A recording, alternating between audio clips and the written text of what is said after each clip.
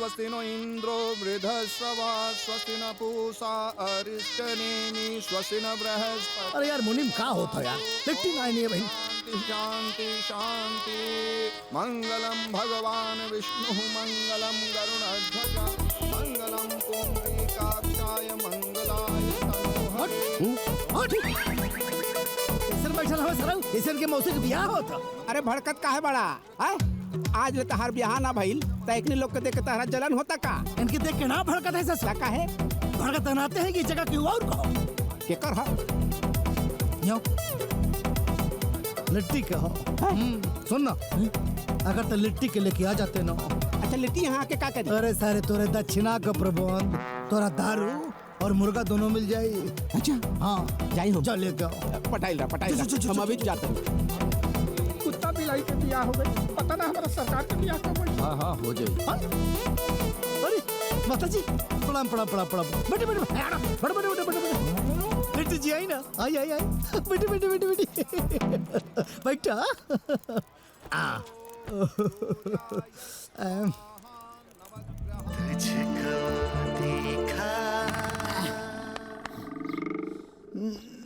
लिट्टी भौजी, ए लिट्टी भौजी, अरे चला सामूहिक विवाह में न्योता बा।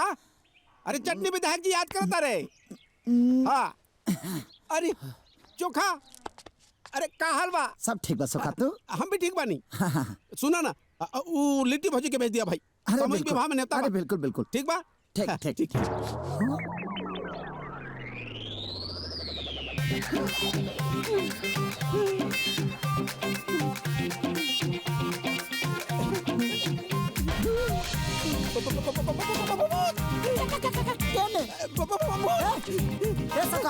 ढेर दिन हो गए बा, आओ ना तू हाथ हो जा। ना भैया, अरे हमरा माफ कर दा। आओ ना सखा तू हाथ हो जा। अरे हम जाना ताली, तू बार बार हमरा काहे लौकले? ढेर दिन हो गए बा, तू हाथ हो जा। अरे तू भूत हवा। अरे भूत ना हो। अरे हमको पटक पटक के मार देबा। अरे ना मारा। अरे दियाओ ना, तोरा लगे तो चुराई बड़ी सा। अरे हमरा लगे केहू चुराई नो रे ना। अरे हम तो सब केहू के चुराई के चुरन देत रहे। अरे ना आ जाओ। अरे हमरा माफ कर दा, माफ कर दा। सखा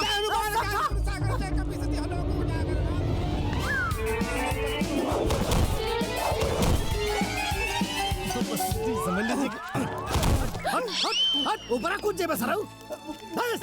भूत कहाँ भूत? लिट्टी के घर में। लिट्टी के घर में? अरे दंड बैठक पहले तो के रोज भूता दिखाता उधर खेते में देख रहा। अरे ना जमींदार जी, हम अपन मोल माई के क्रिया खा के कहता नहीं। चौका के भूत ओकर घर में बा ना, लेकिन तो खुद चल के देख ले लो। भगवान सुखवा के फिर से देख ले उसका। तोरे मोल माई के लगे भेजब हम। अगर गलत निकलल तो मार दिया हमरा। गोली मार दे। हाँ गोली मार दिया। ठीक बा चल चल। हम देख क्या बतानी, तू तब तक व्यवस्था देखा। ठीक बा फॉलो मी। चला चला चला चला चला चला चला। हमरा के लोकला। हाँ आज दूध का दूध पानी के पानी हो जाए। रुक ये हमार घर हवे, कोनो धर्मशाला ना। हाँ हाँ बिल्कुल बिल्कुल बिल्कुल धर्मशाला ना। आज हम तो लोग जुत्ता से मारब, हमार दिमाग फेल कर देले हवा। केहू घर में घुसबा। चला वापस। हाँ फैसला कैसे होई? अच्छा अभी चेक करने को पड़ी। लिट्टी जी, ये सब जाहिल गवार गांव के जपाट लोग हवे, इन्ने के मन में फितूर आ गए हो तो चक्कर ले बदनू। हाँ चटनी। हाँ तोरा हमरा पे भरोसा नहीं खे? नहीं खे। हमरा के भरोसा नहीं। हमारा भरोसा हो। एक काम करी का? हाँ हम जाके चेक कर ली। हाँ हे भगवान अब कैसे रोकी? ठीक बा, लेकिन हमू चलब। हाँ चलो ना, चलो ना। हम चला। फैसला के करी? हाँ हम देखनी है। ए लिट्टी जी, इहो का चले दो। हाँ हाँ चल।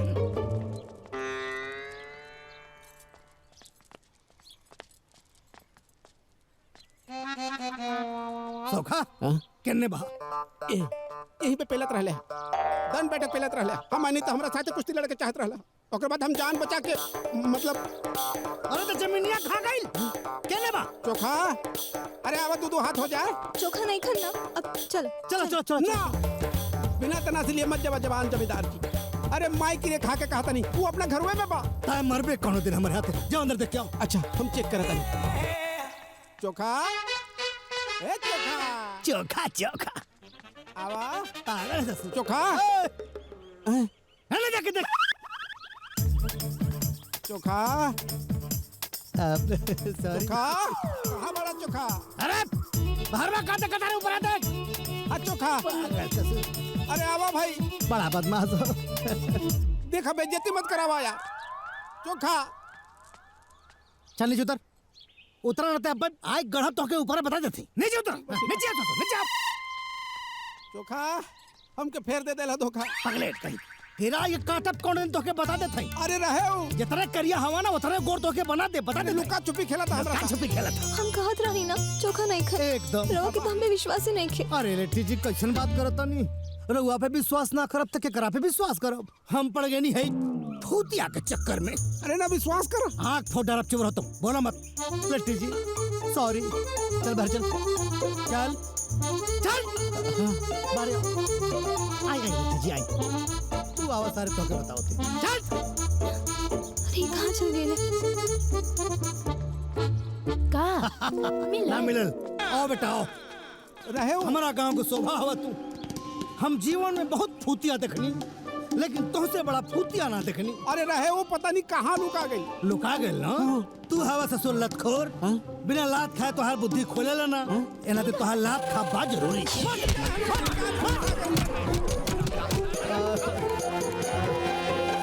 तुझको देखा लट्टी जी सॉरी।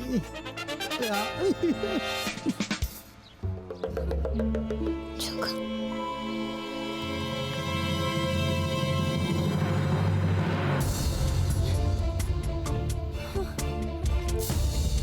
हे भगवान ये कहाँ चल गई ले?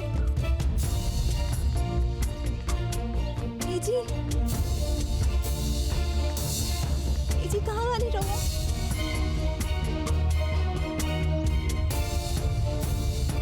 ये जी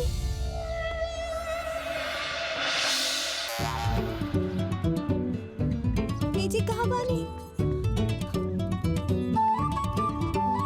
ये जी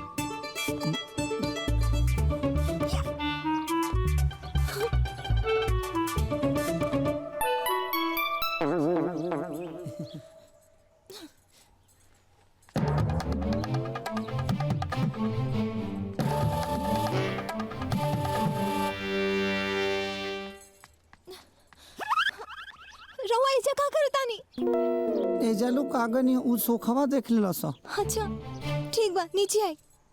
अरे ना ना ना ऐसे से नहीं चोट लग जाए। आवतन। सीढ़ी से आई। अच्छा संभाल के कुछ गड़बड़ ना होई। संभाल के। रवा ठीक तो बानी। हाँ हाँ हम ये ठीक सब बा। कहा रवा सब प्लान करे नहीं और रवा सबके सामने आ जाता नहीं। केहू रवा के देख ले तो हम का करती? उ तो देखिए लेला सा देख काली। भइला काना हजी हम कसरत करत नहीं तले उ आ गइल हम। माई चोखा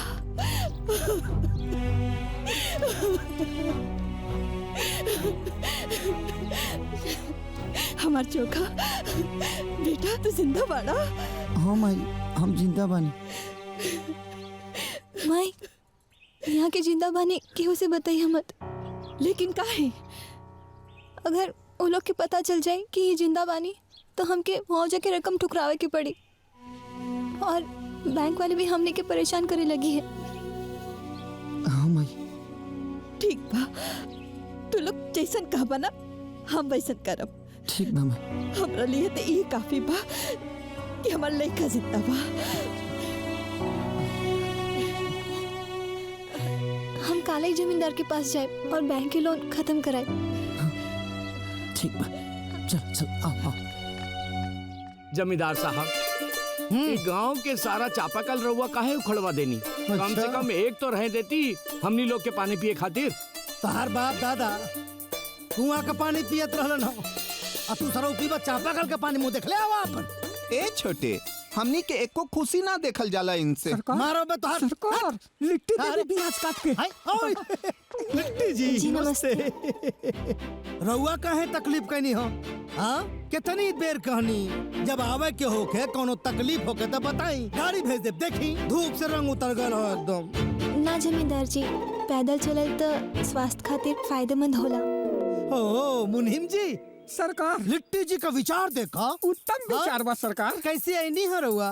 ओ जमींदार जी, कलेक्टर साहब कहले रहले ना मुआवजा की रकम जल्दी मिल जाए। अभी तक कुछ पता ना लागल। ओ मुनीम जी, सरकार पता ना लगा। अरे जो ले आई सरकार प्याज काट के। आई आई आई आई भागो तुम लोग।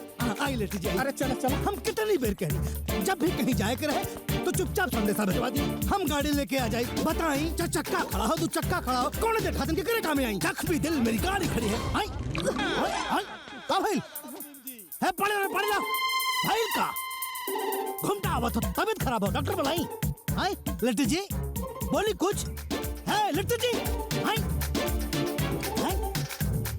उल्टी भाई मुनीम जी।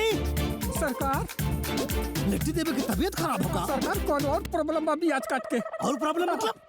जमींदार जी का हो जमींदार साहब? हाँ? मतलब सरकार रउआ तो सीधा छक्का मार देले बा। ए सरकार अरे खुशी का माहौल में दुखी काहे हो रहल बनी? अरे भगचोनहर, यहाँ दिमाग फाटल जात हो। अरे हम लिट्टी देवी को छुआ बहु ना कैनी त कैलेंडर कौन छाप दले रे? कौन है सरवा? जाना तारू दीदिया का हो वो माटी लगाओ ना चटनी सिंह वो विधवा लिट्टी के भी ना छोड़लस, पाँव भारी कर देलस। का आज चटनी के चटनी बनाई तू कब से चटनी के छोड़ब ना। कुछ समझ में नहीं किया। आई ये का सब कहा आई हाँ? हमरा से तो कहले रहला कि हम ही मानी आंखें तोहर जिंदगी में, और हमरा से का कहले रहला कि हम तोहरा सिवा आज तक केहू के छूले नहीं थी। ना, ना। तो बिना छूले लिट्टी के पेट में लइका कहाँ से आ गई? आए तू जमींदार कम से कम विधवा के तो छोड़ देले रहता।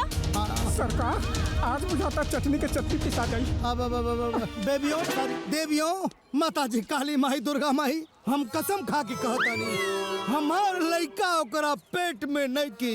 अरे हम ओकरा के छुबो ना कहनी, भगवान कसम खा के कहता नहीं। ये तो लात के भूत है, बाप से ना मानी।